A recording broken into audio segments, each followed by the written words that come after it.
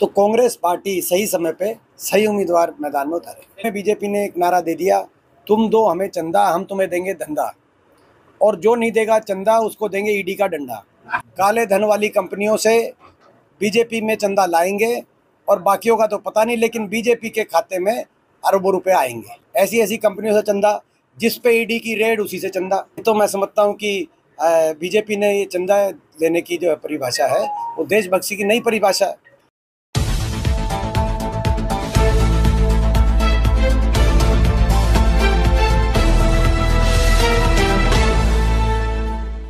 खुद के घर के परिवार के सारे सदस्य हैं, हमारे बड़े, हमारे काका ताऊ हैं, और ये हमारे मगर ये पार्टी में दूसरी में थे, वो अलग बात थी, मगर हमारे अपने ही थे। ये जेजेपी पार्टी के अंदर ये ऐसी सेल के इनके मुख्य पदाधिकारी हैं सारे, पूरे ज़िले के जेजेपी के एससी के सारे पदाधिकारी लगभग आज आज कांग्रेस पार्टी में शामिल हुए हैं। मैंने एक का नाम जैसे आपको बताया, खुशी की बात है। और प्रदेश में परिवर्तन की लहर चल चुकी है। प्रदेश के लोगों में बड़ी भारी नाराज़गी है 10 साल की सरकार से। इसका प्रतीक ये है कि खुद ही सरकार को मुख्यमंत्री उप मुख्यमंत्री को बदलना पड़ा। उन्होंने खुद ये कबूलनामा है कि भाई कितनी लोगों में रोष और नाराज़गी, लेकिन आखिर में हरियाणा का इतिहास ये बताता है, जब ऐसे में आखिर में बदली होती है लोगों के रोष को ठंडा करने के लिए, लेकिन लोगों में रोष ठंडा नहीं हो पाता और ज़्यादा वो मुखर होता है और सत्ता परिवर्तन होता है। ये हरियाणा का इतिहास है और ये इतिहास हरियाणा के अंदर दोबारा से रचा जाएगा। निश्चित परिवर्तन होगा हरियाणा में। और जहाँ तक रोहतक लोकसभा सीट की बात है, रोहतक लोकसभा सीट के चुनाव का नतीजा हरियाणा के परिवर्तन की नींव रखने का काम करेगा, ऐसा मेरा विश्वास है। जिस तरह चुनाव है और कब तक कांग्रेस पार्टी के नामों की लिस्ट घोषणा हो जाएगी? हम अपने सही समय पे करेंगे। हम एक आचार संहिता लगने के का तो कोई कंडीशन नहीं है। चुनाव में तो लिस्ट नामांकन के एक दिन पहले भी आ सकती है। तो कांग्रेस पार्टी सही समय पे सही उम्मीदवार मैदान में उतारे। एक लोग फोन पे जिस तरह से चंदे की बात उठ रही है, कल से कुछ पूछ तो लिया जहाँ तक चंदे की जो बात है, अच्छा, जहाँ तक चंदे की बात आई है, ये एक संगठित भ्रष्टाचार का देश में 75 साल का रिकॉर्ड टूट गया है।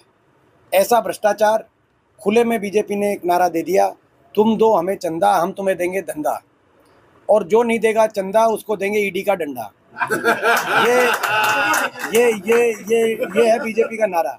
बीजेपी का नारा था, सुनो, बीजेपी का नारा था काला धन लाएंगे, सबके बाटे 15-15 लाख आएंगे। अब ये नया नारा बदल गया, काले धन वाली कंपनियों से बीजेपी में चंदा लाएंगे और बाकियों का तो पता नहीं, लेकिन बीजेपी के खाते में अरबों रुपए आएंगे। ये नया नारा है। तो ये मगर लोगों को ये नारा रास नहीं आ रहा।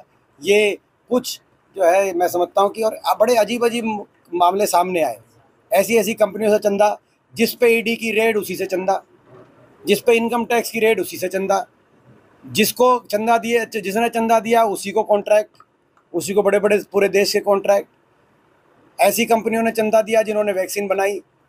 तो जो ऐसी कंपनियों ने चंदा दिया, अब वैक्सीन अगर ठीक बनी थी तो चंदा देने की क्या जरूरत थी?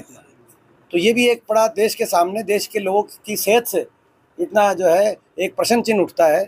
ऐसी कंपनियों से चंदा जो देश के, जो हमारे ऐसे मुल्क हैं जिनसे हमारे देश की अच्छे संबंध नहीं है, जो हमारे 2-3 पड़ोसी ऐसे मुल्क हैं जो हमें हमेशा देश पर गलत नज़र से देखते हैं, उन देशों की कंपनियों से चंदा।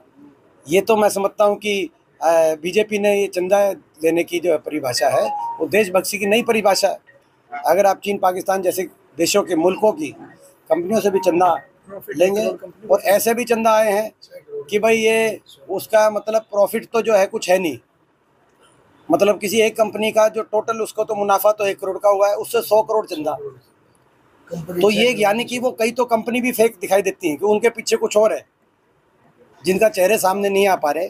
लेकिन ये जो है, ये ऐसा भ्रष्टाचार और खुलेआम भ्रष्टाचार, ये ऐसा कभी नहीं हो पाया था।